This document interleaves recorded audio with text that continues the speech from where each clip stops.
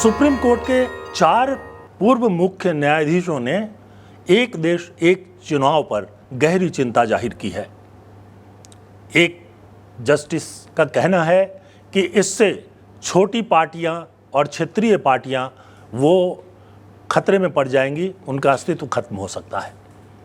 इसके साथ साथ वो ये भी कहते हैं कि चुनाव आयोग को एक देश एक चुनाव विधेयक के जरिए जो अधिकार देने का प्रस्ताव किया जाता है उससे संवैधानिक संकट भी उत्पन्न हो सकता है। इतना अधिकार नहीं दिया जाना चाहिए।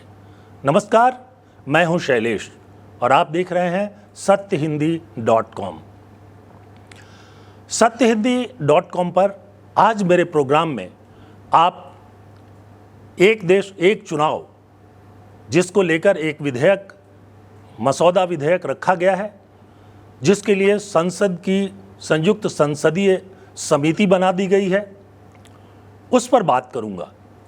और ये कितना खतरनाक हो सकता है इसके बारे में भी बात इस पर करेंगे। और ये बातें जो ज़्यादातर बातें मैं आपके सामने रखूंगा वो मेरी बातें नहीं हैं, बल्कि ये जो संसदीय समिति है उसके सामने देश के 4 पूर्व मुख्य न्यायाधीश, सुप्रीम कोर्ट के 4 पूर्व मुख्य न्यायाधीश जो हैं वो पेश हुए और वहाँ उन्होंने संवैधानिक दृष्टि से उस पर अपनी राय रखी। तो सबसे पहले बात कर लेते हैं कि ये 4 पूर्व मुख्य न्यायाधीश कौन हैं जो संसदीय समिति की बैठक में जाकर अपनी राय रख चुके हैं।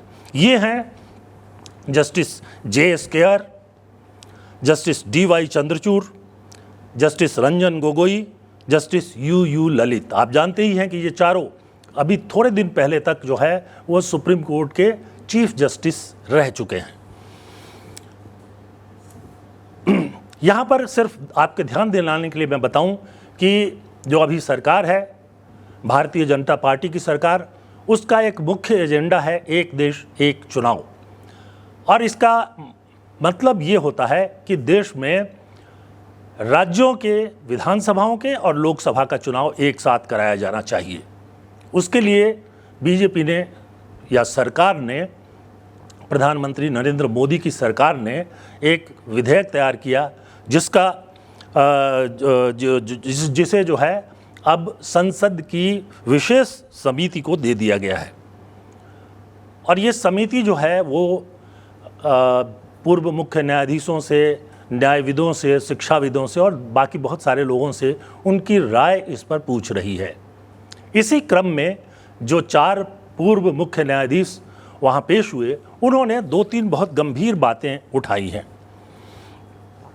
अब इसको हम एक तरफ से देखना शुरू करते हैं। तो जो सबसे पहले तो यही देख लेते हैं कि संसदीय समिति जो है उसमें कौन कौन प्रमुख सदस्य हैं। ये संयुक्त संसदीय समिति में इसके अध्यक्ष हैं PP चौधरी जो बीजेपी के हैं। ये अब तक जो संसद की कार्रवाई होती है उसी के हिसाब से होता है। जो बहुमत दल है उसी पार्टी से कोई ना कोई जो है वो अध्यक्ष होता है। दूसरे नंबर पर आते हैं संबित पात्रा जो बीजेपी के ही हैं। इसके बाद तीसरे नंबर पर हैं प्रियंका गांधी जो कांग्रेस से हैं, मनीष तिवारी वो भी कांग्रेस से हैं और इसके अलावा और भी कई सदस्य हैं। वो लंबी सूची में मैं जाना नहीं चाहता हूं। अब एक तरफ जो मुख्य न्यायाधीश वहां पेश हुए, उन्होंने कहा कि एक देश और एक चुनाव ये संविधान सम्मत है और ऐसा कराया जा सकता है। वास्तविकता ये है कि 1952 यानी देश के पहले चुनाव से लेकर 1967 तक लोकसभा और विधानसभा के चुनाव एक साथ ही होते थे।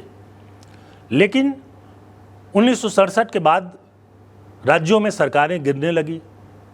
कांग्रेस की जगह जो है कई राज्यों में विपक्षी पार्टियां आईं, वो लंबे समय तक नहीं चल पाईं, सरकारें गिर जाती थी और फिर चुनाव कराए जाते थे। और इसलिए लोकसभा के साथ विधानसभाओं का चुनाव जो कराना है वो संभव नहीं रह गया। आपको पता ही है कि लोकसभा भी 2-3 बार अपना टर्म पूरा किए बिना जो है वो भंग किया जा चुका है। इसलिए भी एक साथ चुनाव संभव नहीं हो पाया। अब नया जो विधेयक आया है उसमें कुछ प्रावधान किए गए हैं। उन प्रावधानों पर जो पूर्व चीफ जस्टिस हैं वो अपनी राय रख रहे थे।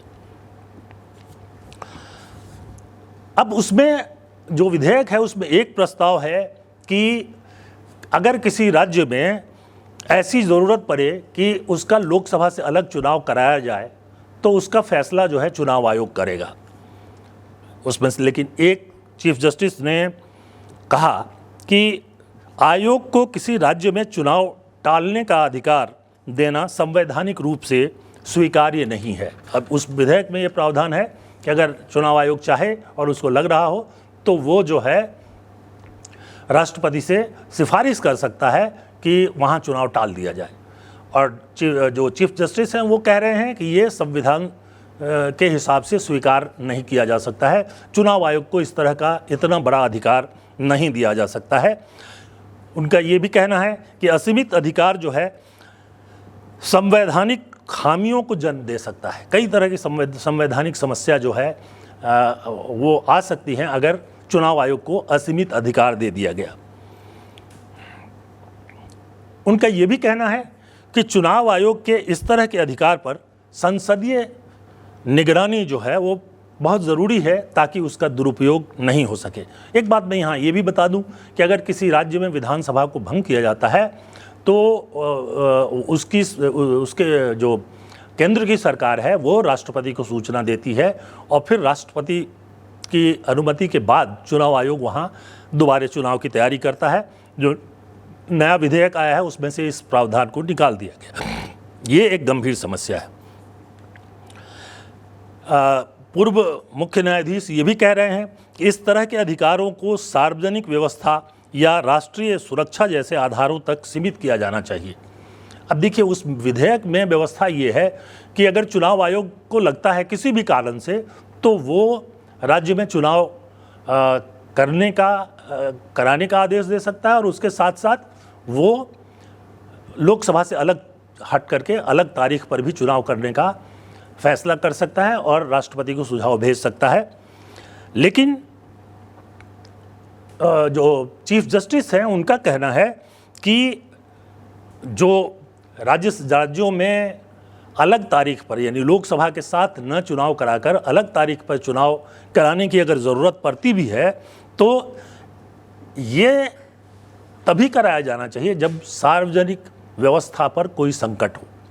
वहाँ पर सार्वजनिक व्यवस्था, कानून व्यवस्था ये पूरी तरह से ख़त्म हो गया हो, कोई और समस्या हो और राष्ट्रीय सुरक्षा पे कोई खतरा हो, तब भी ऐसा किया जा सकता है।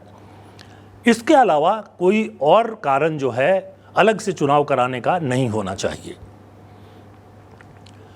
उसके अलावा पूर्व चीफ जस्टिस ये भी कह रहे हैं कि संसद या मंत्रिमंडल को तय करना चाहिए कि किसी राज्य में अलग से चुनाव होना चाहिए या नहीं होना चाहिए। तो विधेयक जो है जो अधिकार चुनाव आयोग को सौंपना चाहता है उसकी जगह जो पूर्व चीफ जस्टिस हैं वो कह रहे हैं कि ये अधिकार जो है या तो मंत्रिमंडल के पास रहे या फिर संसद के पास रहे और ताकि इस पर जो है नियंत्रण अच्छी तरह से कायम किया जा सके। अब उनका एक और कहना है, वो कह रहे हैं कि अगर मान लीजिए कि किसी राज्य में आपातकाल घोषित हो जाता है और उस आपातकाल के समय में चुनाव नहीं होता है तो एक साथ चुनाव करने की पूरी व्यवस्था ही बिगड़ जाएगी। इस पर सोचना चाहिए। तो कुल मिलाकर के अभी जो स्थिति बन रही है वो ये कि अगर चुनाव एक साथ होते हैं तो एक बड़ा संकट आ सकता है और जो मुख्य संकट है ये कि जो बड़े दल हैं, बड़े दलों को तो फ़ायदा होगा, जो राष्ट्रीय दल है उनके पास उनको फ़ायदा होगा, जिन दलों के पास काफ़ी पैसा है चुनाव लड़ने के लिए उनको फ़ायदा होगा। लेकिन ऐसी क्षेत्रीय पार्टियां जिनके पास चुनाव लड़ने के लिए बहुत ज़्यादा पैसा नहीं है उनका बड़ा नुकसान होगा और ये एक तरह से लोकतंत्र का संकट कहा जा सकता है। आज जो छोटी पार्टी दिखाई देती है वो एक दिन बड़ी पार्टी हो जाती है और उसको कम से कम राज्य स्तर की पार्टी बनाया जाता है। मैं कुछ उदाहरण देना चाहूँगा। एक समय में तृणमूल कांग्रेस जो है वो बंगाल में उसकी कोई हैसियत नहीं थी, वो पार्टी बनी, ममता बनर्जी उनकी नेता हैं। उसके बाद वो मुख्यमंत्री हैं, 10 साल से ज़्यादा समय से मुख्यमंत्री हैं। तो ये एक छोटी पार्टी बनी और बड़ी पार्टी हो गई। अगर आप एक साथ चुनाव कराने का फैसला कर लेते हैं तो जो सुप्रीम कोर्ट के 4 पूर्व चीफ जस्टिस हैं उनको लगता है कि इसमें जो है जो छोटी पार्टियां आएंगी उनको नुकसान होगा। वैसे ही दिल्ली के संदर्भ में देखिए कि आम आदमी पार्टी एक छोटी पार्टी के रूप में इसकी शुरुआत हुई, फिर वो विधानसभा में कुछ सीटें उन्होंने जीती, फिर बहुमत प्राप्त कर लिया, फिर 2 टर्म रहे, एक टर्म में थोड़े समय के लिए रहे। तो ये जो संकट है इसका हल क्या होगा, एक ये बड़ी समस्या है। और एक बात और आती है कि राज्यों में क्या होता है कि सरकारें गिरा दी जाती हैं। किसी तरह से पहले तो बहुत ज़्यादा होता था कि केंद्र सरकार के पास असीमित अधिकार आ गया था और वो राष्ट्रपति को, राज्यपाल की सिफारिश पर कभी भी किसी विधानसभा को भंग कर देते थे, चुनाव की घोषणा कर दी जाती थी। सुप्रीम कोर्ट के एक फैसले के बाद इस तरह की कार्रवाइयों पर एक तरह की रोक लगी, लेकिन इस तरह के अधिकार तो अभी भी है। तो अगर ये अधिकार सारा का सारा जो पहले राज्यपाल से केंद्र सरकार के पास आता था, फिर उसके बाद उसको राष्ट्रपति के पास भेजा जाता था, तो ये बीच से हटा दिया जाए और चुनाव आयोग को पूरा अधिकार दे दिया जाए, तो ऐसी स्थिति बनेगी कि जो विपक्षी पार्टियां हैं वो सर्वाइव नहीं कर पाएंगी।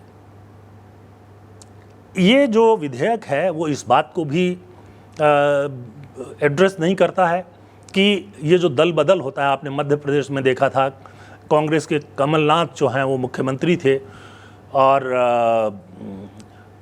उनकी पार्टी के कुछ विधायकों ने पार्टी छोड़ दी और उनकी सरकार अल्पमत में आ गई। उसके बाद बीजेपी की सरकार बना दी गई और फिर ये जो 15-16 लोग ज्योतिरादित्य सिंधिया के नेतृत्व में बाहर आए थे वो सब बीजेपी में शामिल हो गए। बीजेपी ने उनको टिकट दे दिया और वो जो हैं विधायक बन गए। उसमें ज्योतिरादित्य सिंधिया तो केंद्र में मंत्री हैं, आप जानते ही हैं। तो इस तरह की चीज़ें कैसे रोकी जाएंगी, ये विधेयक जो है वो नहीं बताता है। अब इस पर अभी कोई स्पष्ट सुझाव आया है कि नहीं हमें नहीं मालूम, क्योंकि संसदीय समिति जो है वो उसकी बैठकें जारी हैं और उसको सुझाव अलग अलग आ रहे हैं। उसके आधार पर वो जो है एक अंतिम मसौदा तैयार करेंगे जिसको संसद में पेश किया जाएगा, लोकसभा में और राज्यसभा में, और फिर उसके बाद वो कानून बन जाएगा। जो अभी दिखाई दे रहा है कि बीजेपी की सरकार जो है 2029 में जब लोकसभा के चुनाव होंगे तब वो एक साथ ही सभी विधानसभाओं के चुनाव करवा देना चाहती है। अभी आपको पता ही है अलग अलग समय पर होता है, जैसे बिहार में अभी अक्टूबर-नवंबर में चुनाव विधानसभा का होने जा रहा है। उसके बाद 3-4 राज्य होंगे जिनका चुनाव अगले साल है। होते होते कुल 4 या 5 राज्य ही बच गए हैं जिनका चुनाव लोकसभा के साथ होता है, वरना ज़्यादातर जो राज्य हैं उनमें चुनाव जो है वो विधानसभा का और लोकसभा का अलग अलग ही होता है। बहरहाल ये सरकार जो कहती है उसमें कुछ बातें सही भी हैं कि अलग अलग चुनाव पे बहुत ज़्यादा खर्च होता है, यहाँ तक कि पार्टियों को भी बहुत खर्च होता है। एक समय पर वो लोकसभा के लिए अपने कैंडिडेट पर खर्च करती हैं और उसके बाद वो विधानसभा के लिए खर्च करती हैं। लेकिन जो बहुत कमज़ोर पार्टियां हैं जिनके पास आर्थिक साधन नहीं हैं, क्षेत्रीय हैं, अभी अभी वो इमर्ज की हैं, उनका क्या होगा, उस पर भी ध्यान देने की निश्चित तौर पर ज़रूरत है। तो आज के प्रोग्राम में बस इतना ही, लेकिन चलते चलते एक अनुरोध ज़रूर करूँगा कि अगर आपने सत्य हिंदी का ऐप अभी तक डाउनलोड नहीं किया है तो कृपा करके उसको डाउनलोड कर लीजिए। वो उसके ज़रिए प्रोग्राम हमारे जो हैं उनको देखने में आपको बड़ी सहूलियत होगी। उसके अलावा अगर आपने बेल आइकॉन जो है उसको दबाया नहीं है तो ज़रूर दबा दें, ताकि हर प्रोग्राम के बारे में आपको तुरंत सूचना मिल सके। आप कमेंट सेक्शन में जाकर अपनी राय लिख सकते हैं। आप हमारी बातों से सहमत नहीं हैं तो भी उसको लिख सकते हैं। हमसे असहमति रखने वालों की राय का भी सम्मान करते हैं। तो आज के लिए बस इतना ही। नमस्कार।